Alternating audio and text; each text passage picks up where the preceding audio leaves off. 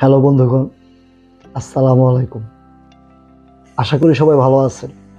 আমি নজরুল ইসলাম টিটু আজ চলে এলাম আপনাদের মাঝে গল্প করতে। আজকের গল্পের মাধ্যম হলো আমাদের দেশের চলচ্চিত্রের বর্তমান ও অতীতের চালচিত্র। আমরা যারা ৮০ দশক এবং ৯০ দশকের সিনেমা প্রিয় দর্শক আছি, অবশ্যই তাদের মনে আছে সেই ৮০ দশকের রেডিওতে সিনেমার ধারাভাষ্যের কথা। আসিতেছে Arun Barun Kiranmala, mega star Azim, beauty of queen Kabori, মন মাতানো super duper bumper hit movie Arun Barun Kiranmala. ছবি দেখার জন্য দেরি না করে আজই চলে আসুন আপনার সুপরিচিত প্রেক্ষাগৃহে। রেডিওতে সিনেমার এমন মন কাড়া ভাষ্য শুনে আবেগান্বিত হয়ে মন ভরে যেত। কখন সিনেমাটা দেখব তর সইত না, উতলা হয়ে উঠত মন। কখনো বাবার পকেট থেকে, কখনো ঘরে থাকা অকেজো ভাঙ্গাচোরা জিনিসপত্র বিক্রি করে, কখনো বা স্কুলের টিফিনের টাকা না খেয়ে জমিয়ে স্কুল ফাঁকি দিয়ে সিনেমা হলে গিয়ে সিনেমা দেখতাম। আমার মতো ৮০% মানুষের সিনেমা দেখার প্রতি দারুণ আগ্রহ ছিল, তীব্র আগ্রহ ছিল। তখনকার সিনেমাগুলো কাহিনী, সংলাপ ও গানগুলো ছিল মানসম্পন্ন। কোনো অশ্লীল সংলাপ ছিল না, ড্রেস আপে কোনো খোলামেলা অপ্রীতিকর ভাব কিংবা অশালীন দৃশ্য ছিল না। সেই সময়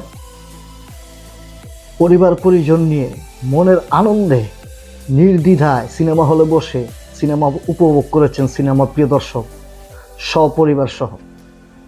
বিনোদনের সবচেয়ে বড় এবং প্রধান মাধ্যম ছিল সেই যুগে বাংলা চলচ্চিত্র। ডিশ ছিল না, ইন্টারনেট ছিল না, মোবাইল ছিল না। ঢাকা শহরের কোনো কোনো বাড়িতে বা কারো কারো বাসায় সাদা কালো টেলিভিশন ছিল। টেলিভিশন চ্যানেল বলতে একটিই ছিল, বিটিভি। ৮০ দশকে বিটিভি ৩ মাস, ২ মাস, ৪ মাস পর পর সাদা কালো সিনেমা প্রদর্শিত করত।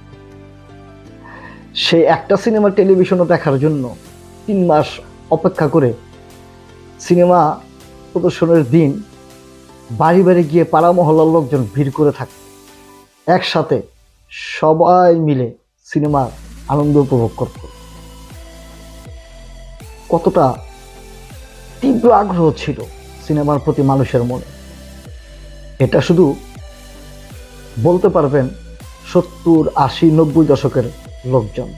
নতুন সিনেমা মুক্তি পেলে সিনেমা হলগুলো ২-৩ দিন হাউসফুল হয়ে থাকে।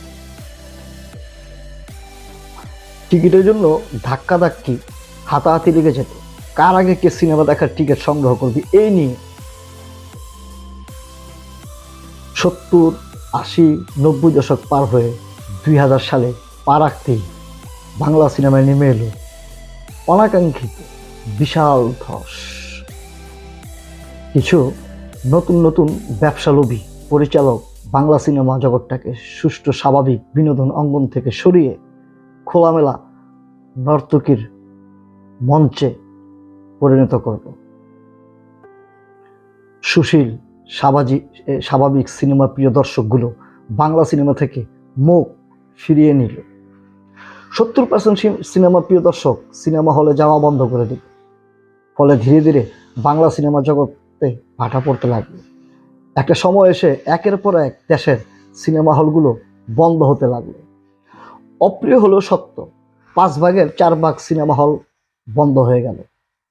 এখন প্রশ্ন রাখতে পারেন, এর কারণ হতে পারে ডিশ সংযোগ, অথবা ভিডিও কিংবা সিরিজ হিন্দি সিনেমার কারণে, অথবা ইন্টারনেট, মোবাইল, ইউটিউবের কারণে এমনটা হয়েছে।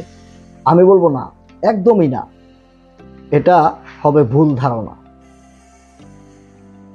সিনেমায় অশ্লীলতা ভরপুর, ভালো গল্প নেই, পরিবার নিয়ে দেখার মতো সিনেমাতে শালীনতা নেই, ডায়লগ থেকে পোশাক এমনকি গল্পের ভাজে ভাজে অশ্লীলতায় ভরপুর।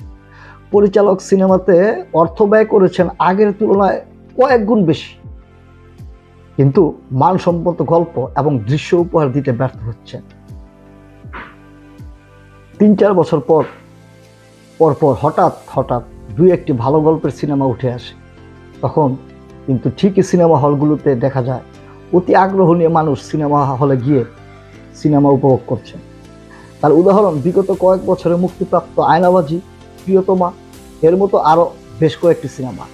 যে সকল কলাকৌশলী, পরিচালক, অভিনেতা, অভিনেত্রী আমাদের চলচ্চিত্র জগৎটাকে আকাশ থেকে মাটিতে নামিয়ে এনেছেন, তাদের জন্য আমার পক্ষ থেকে রইল তীব্র ঘৃণা ও ধিক্কার। এবং ভালো, সুষ্ঠু, স্বাভাবিক, জ্ঞানী, গুণী পরিচালক, কলাকৌশলী, অভিনেতা, অভিনেত্রীদের জন্য রইল শুভকামনা। আপনারা আমাদের মাঝে অনেক ভালো ভালো সিনেমা নিয়ে আসবেন, এই আশায় আমি আজকে আমার গল্প শেষ করছি। সামনে আবারও অন্য কোনো গল্প নিয়ে আসবো। আপনারা আমার পাশে থাকবেন, আমার ইউটিউব চ্যানেলটিকে সাবস্ক্রাইব করে দেবেন, ভিডিওটি ভালো লাগলে লাইক দিবেন এবং মতামত জানিয়ে কমেন্টস করবেন। ভালো থাকবেন, সবার জন্য দোয়া রইল, আমার জন্য দোয়া করবেন। আসসালামু আলাইকুম।